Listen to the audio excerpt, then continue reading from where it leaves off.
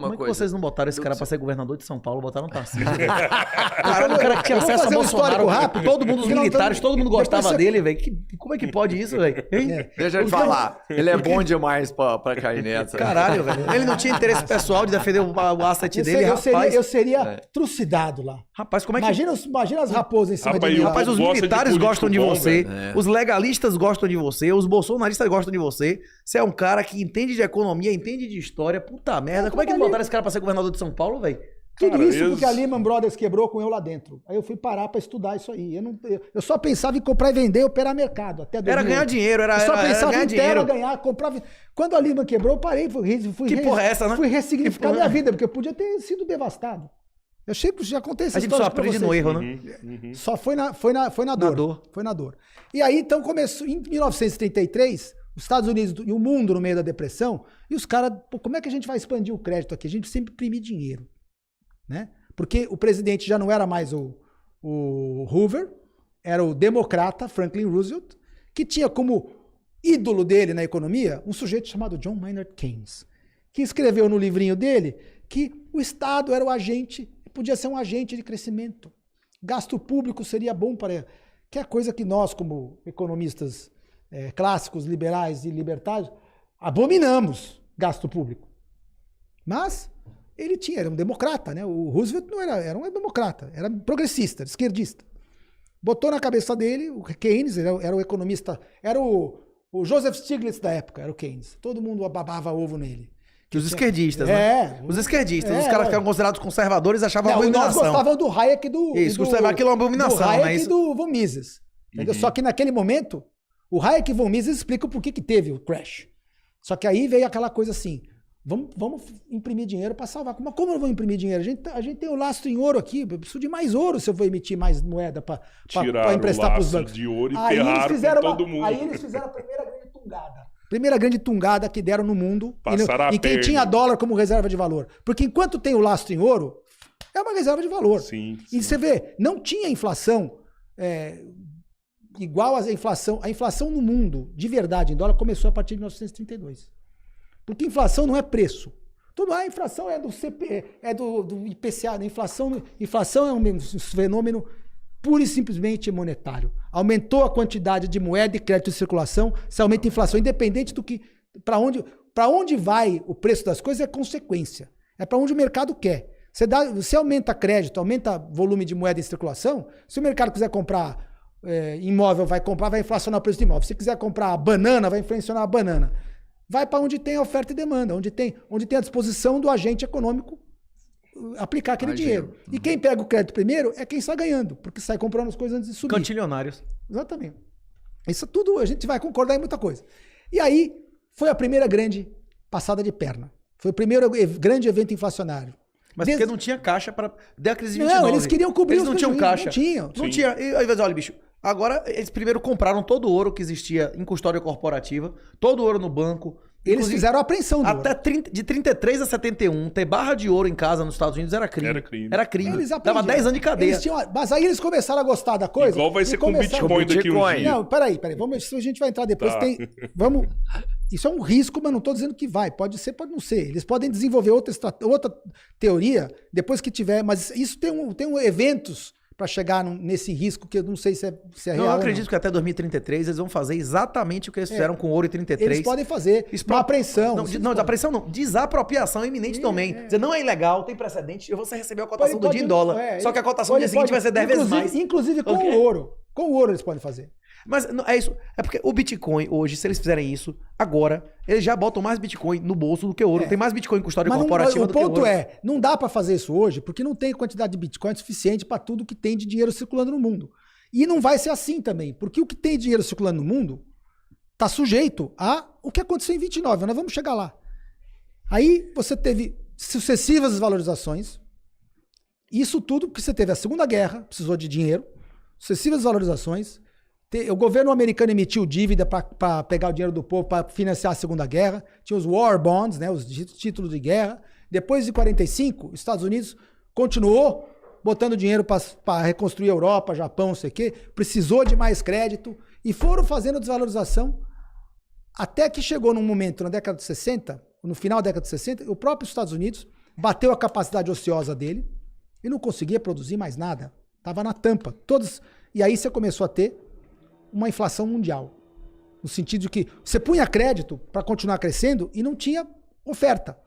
Então, o efeito da inflação foi sentido nos preços.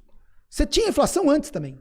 Só que ela não era sentido no preço. Sim. Porque você tinha capacidade ociosa, você tinha como aumentar a produção, tudo. Quando você parou, você continua emitindo dinheiro, mas sem mais conseguir aumentar. Aí começou a sentir no preço. Quando sente no preço, acusa no consumidor. Aí fica ruim politicamente. Você pode ter 10 anos de inflação que vai para um monte de coisa e não vai para preço.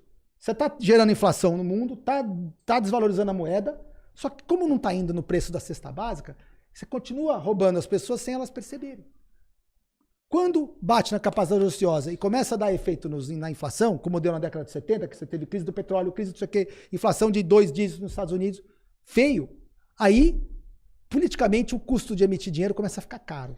O que ele está mencionando aqui chama efeito Cantillon. Na Primeira Guerra Mundial, a Alemanha quadruplicou a quantidade de marcos e os preços não subiram. Não imediatamente. Depois teve a República de Weimar e quebrou tudo. É isso. Porque durante a guerra, seu filho e seu marido foram para o combate. Você vai reformar a casa, você vai fazer turismo. Durante a guerra, você é proibido de comprar fogão, coisas. Tá? Então você não tem como gastar o dinheiro. Exatamente. Agora, na hora que acabou a guerra, meu irmão. E lá eles imprimiram. E lá eles imprimiram dinheiro de papel. Por isso que você teve hiperinflação. Igual o dinheiro sem duration. Quando todo o dinheiro é circulável imediatamente, então você pode gerar o fenômeno da hiperinflação. Tá? Igual aconteceu no Brasil, quando você tinha inflação alta aqui, é porque o dinheiro não tinha prazo. Os créditos. O crédito era overnight. Então, ou você põe o juro lá em cima, ou você tinha hiperinflação mesmo. Venezuela, que só tem dinheiro de papel também, o cara sai com um caixote lá. Agora, o dinheiro no mundo não é papel. É crédito. É um contrato de empréstimo que tem prazo. Então, chegou em 1971, acabaram com o padrão ouro. Aí, quando acabaram com o padrão ouro, virou aquela coisa. O dinheiro pode crescer à vontade. Basta ter um banco que resolva emprestar e alguém que resolva tomar. Desde então, você teve... Primeiro, você tem no final da década de 70 a segunda crise do petróleo. Paul Volcker, presidente do Fed americano, subiu o juro. Mas não foi só ele que subiu. O mercado todo botou ele na parede.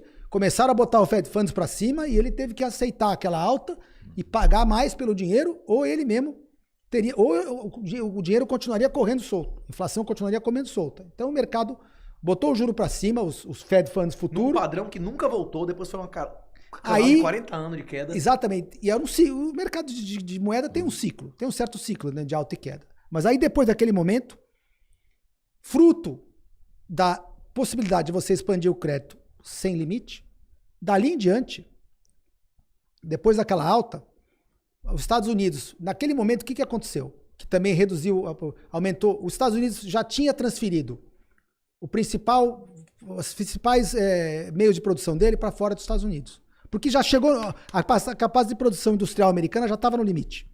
O que ele fez? Vamos embora, as empresas americanas foram para a Europa, foram para o Japão. Na década de 80, foi o Japão que passou a ser o motor industrial do mundo. 60, 70 foi um fenômeno. Aí chegou a 89 que veio a crise e acabou. Aí bateu. Mas aí quando o Japão chegou no limite, que estourou no Nikkei, aí foi a China.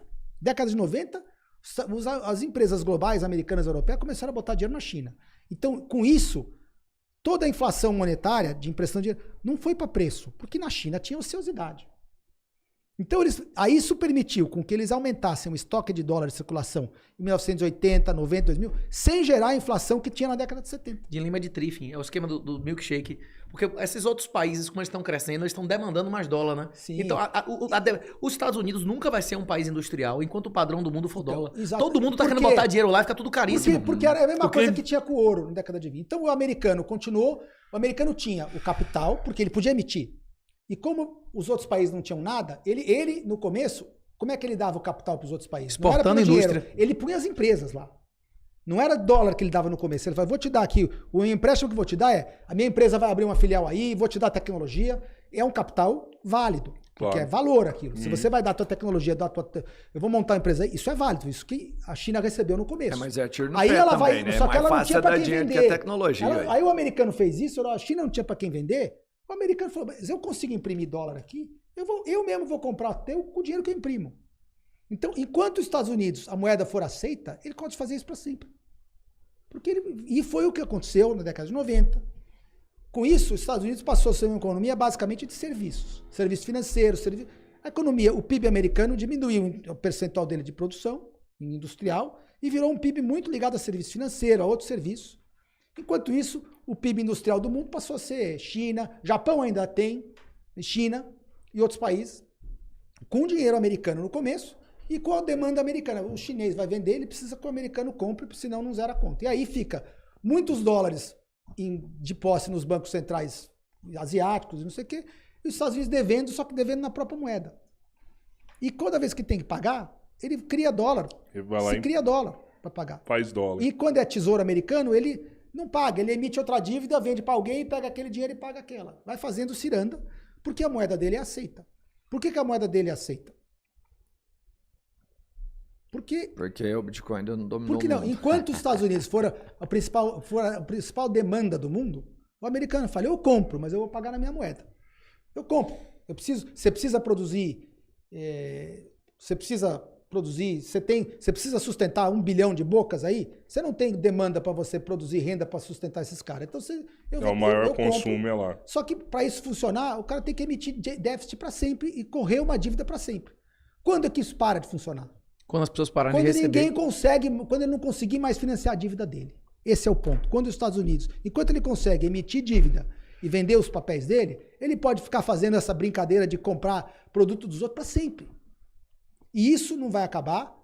Agora, aí nós tivemos todo esse ciclo, vários momentos onde a economia mundial começou a ir mal, os Estados Unidos baixou o juro, falou assim, quando a economia vai mal, baixa o juro, porque o que acontece quando você baixa o juro? Aumenta o crédito.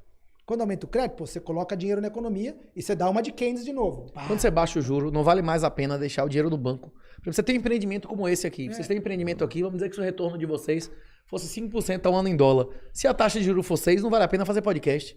Exatamente. Se a taxa de juros for 3, vale a pena fazer podcast, acho, inclusive por exemplo, endividando. Eu acho o Treasury Bills... Baixa os juros e estimula Exatamente. né? Atividades que não eram viáveis passam a ser. Né? A questão que ele está falando é tudo verdade. Agora, inclusive no Brasil, o percentual de reserva em dólar só faz cair. Especialmente depois do que aconteceu com a Rússia, o maior país do mundo com 5 mil bombas atômicas que não honraram os depósitos do Fed. Será que esses ditadores, essa galera tá mais ou menos disposta a comprar títulos americanos? A China, vários países A questão é que a disposição deles depende se eles tiverem mercado interno, eles podem se dar o luxo de não comprar mais. Inclusive os sauditas quebrando um acordo, intergeracional, não é isso? Então eu sempre defendo que não tem como o dólar deixar de ser reserva mundial, enquanto, primeiro, o mundo depender da demanda americana. E por quanto tempo o mundo vai depender da demanda americana? Pelo tempo que os Estados Unidos conseguir comprar emitindo moeda, porque o americano não tem mais renda própria, ele tá tomando empréstimo, igual o governo. Então, quando que isso morre? Então, enquanto o crédito consegue expandir, você tem inflação. Agora, a moeda que é emitida não é mais papel. Então, para mim, não existe hoje condição de você entrar numa hiperinflação. Porque para você entrar numa hiperinflação, você tem que emitir cada vez mais moeda. Só que a moeda que você emite, ela não é moeda à vista, ela é crédito. E crédito tem juros e tem prazo. E pode ser bom ou podre. Uma hora o crédito vai morrer. Exatamente. Né? Quanto mais crédito você emite, maior aumenta o serviço da dívida, maior aumenta os juros, que é o peso do elefante nas costas. O custo da dívida é exponencial, isso é um dos princípios das finanças. Então hoje, estima-se que o mundo hoje, entre crédito privado e público, depois de 2020 piorou, por causa da pandemia, que todos os governos, todo mundo emitiu mais dívida. Hoje você tem, entre dívida pública e privada, 400% do PIB, hoje no mundo. Estimativa por baixo, se contar derivativo é mais. 400 a 500% do PIB. Qual que é o PIB mundial hoje? 70 trilhões. 70 trilhões, a dívida mundial, se é 400% do PIB, é 300 trilhões. 450 trilhões, dá 300 trilhões. 300 trilhões, pagando um juro de 4%, não é nem 5, nem 2,5. O do euro é 2,5, o do dólar e da libra é 5, o do ien é 1. Vamos fazer uma média de 3,5. Não, e das moedas merda, que é dominação alta, mais caro ainda. Acaba sendo menos em dólar. Exatamente. Mas o grosso da dívida mundial é nessas 4 moedas. Então você bota um juro de 3,5% aí, ou 4%, em 300 trilhões. Isso dá 4 vezes 3, 12. 12 trilhões. Não, calma, mas... Só de juros. Mas é negativo, porque a inflação é maior do que isso. Mas não importa, na conta de quem paga juros, é nominal. É PIB nominal e dívida nominal. Vamos esquecer a deflação aqui, é isso. O deflator. O PIB nominal mundial, 70 trilhões. Dívida nominal, 300 trilhões. 12 trilhões. 12 trilhões. De juros. A conta de quem paga juro é nominal, porque a dívida é fixa. Isso, também. mas você vai pagar o juro que vai ser menor do que a inflação, né? A desvalorização do principal vai ser menor do que o cupom, né? Agora, e para gerar inflação, hoje, você precisa de mais crédito. Por quê? Porque se você tem 70 trilhões de renda, a renda anual do mundo é 70 trilhões, é quanto o mundo ganha de lucros e salários. 70 trilhões. O que é renda? O que é PIB mundial? A PIB é a soma do lucro das empresas e o salário das famílias, certo? Que é as duas fontes de renda. O lucro do empresário é o salário, é a renda, e o lucro do trabalhador é o salário. Somado isso dá o PIB mundial. Porque o Estado não produz nada. Então tem empresas e pessoas comuns. Somado 70 trilhões.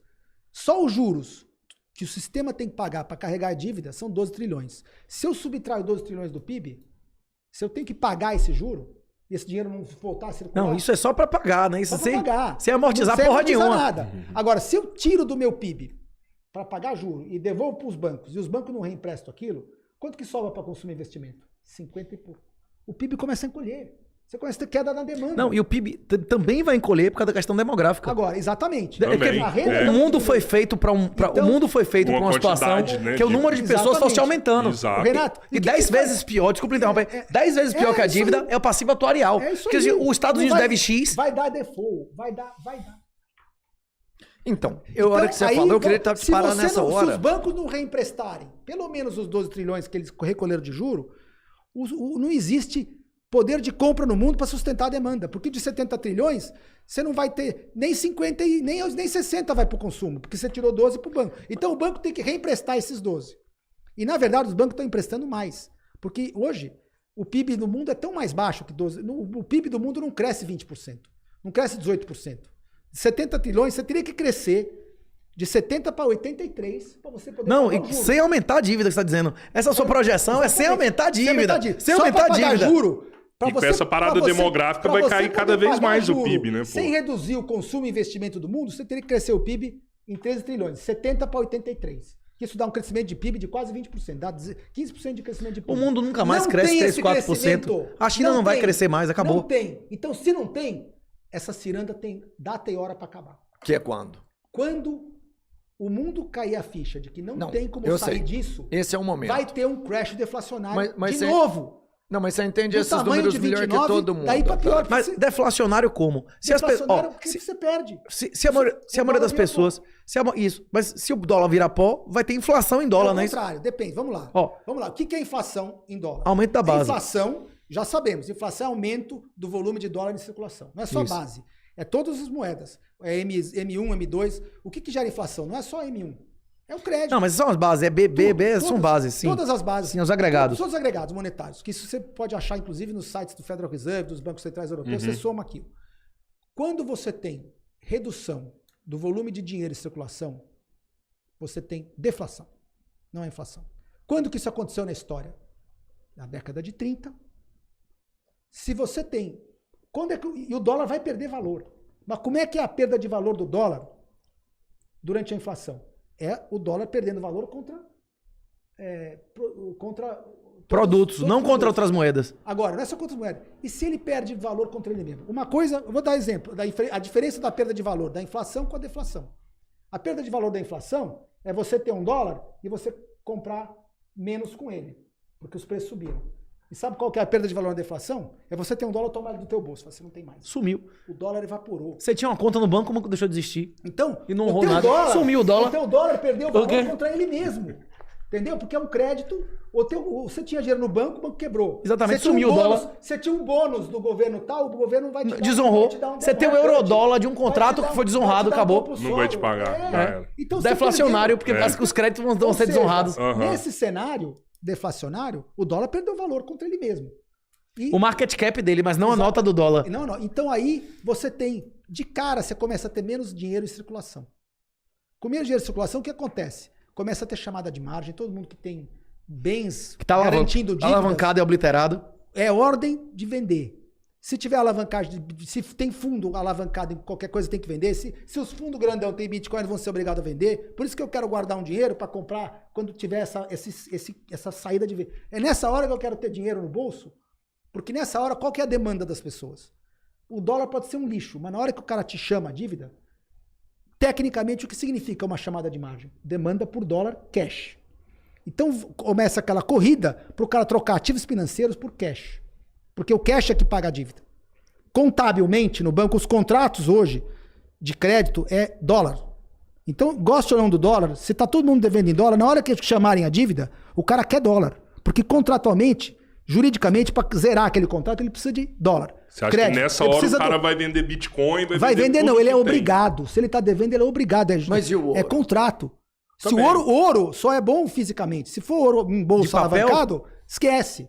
Porque na hora da chamada o cara não tem. E o ouro físico, ele não é líquido. Você perde 5, 10% para comprar e vender.